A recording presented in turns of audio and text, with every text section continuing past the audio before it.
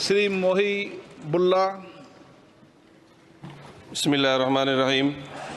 जनाब सदर, मैं आपकी तवज्जो इस तरफ चाहता हूँ आपके माध्यम से कि मैं वाहिद आदमी हूँ इस सदन में जिसमें वन मैन कमेटी आपके द्वारा बनाई गई सरकार के, और मैं उसमें पेश हुआ 123 प्रॉपर्टी में। जस्टिस आर्यन ने जो रिपोर्ट पेश की, आज तक वक्फ बोर्ड को नहीं बताया गया, चूंकि वो आपकी मंशा के खिलाफ थी और गवर्नमेंट की मंशा के मुताबिक नहीं थी। 123 प्रॉपर्टी में जब मंशा के खिलाफ हमारे नहीं आई, मंशा के मुताबिक नहीं आई, तो हमने 2 मैन कमेटी बनाई और 2 मैन कमेटी ने भी कोई रिपोर्ट वक्फ बोर्ड को नहीं दी, जबकि वक्फ एक्ट जो है 1995 जो है वो पार्लियामेंट से पास शुदा है कि हम पार्लियामेंट के जो एहतराम है उसका नहीं कर रहे, उसके हुकूक का। इसी तरह से सर सूबाई हुकूमतों को इख्तियार दिया गया। सर हिंदू एंडोमेंट में जो कर्नाटका और तमिलनाडु में है वहां कोई मुस्लिम नहीं हो सकता, और 26 में आर्टिकल 26 का वायोलेशन है। 4 धाम में ये लिखा हुआ वाज़े तौर पर कि सिर्फ हिंदू होगा। बिहार उड़ीसा में भी यही लिखा हुआ है। पंजाब हरियाणा में गुरुद्वारा प्रबंधक कमेटी में सिर्फ सिख होगा ओनली, और ये उनका अधिकार है जिसको माना गया है। लेकिन मुस्लिम के साथ में यह अन्याय क्यों है? और सुन लीजिए सर मैं आपकी तवज्जो के चाहता हूं, दुनिया का सबसे पहला वक़्फ़ खाने काबा मक्के में है। क्या हम उसके ऊपर भी सवाल उठाएंगे कि वहां पर भी हमारा कोई हिंदू भाई हो? हम अपने वकार को, अपनी इज्जत को, अपने मुल्क की, अपने शान को, अपने संविधान को खुद अपने पैरों तले रौंद रहे हैं।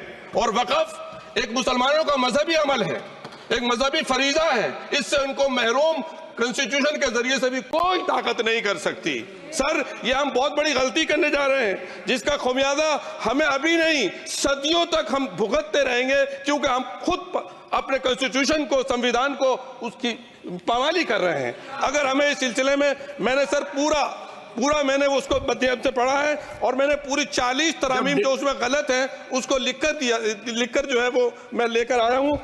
सर इसके जरिए से सरकारी अमले को बाज़ाब्ता तौर पर यह हक आखिर तो कलेक्टर को दिया जा रहा है, सर्वे कमिश्नर के इख्तियारात खत्म किए जा रहे हैं। आखिर सर्वे कमिश्नर भी तो गवर्नमेंट ऑफ इंडिया का होता है। सर ऐसे कैसे कर सकते हैं हम? और फिर सर उसमें मेरे मजहब के मुतालिक चीजें हैं तो वो कैसे कोई दूसरा तय करेगा? क्या कुरान में क्या लिखा है, फिक़ा में क्या लिखा है, इस्लाम में क्या लिखा है, ये आप तय करेंगे या मैं तय करूंगा? सर इससे हम मजहब में दखल अंदाजी कर रहे हैं, इंटरफेरेंस ऑफ द रिलीजन कर रहे हैं। सर इस तरह के कवानीन से मुल्क की शाख को नुकसान पहुंचेगा।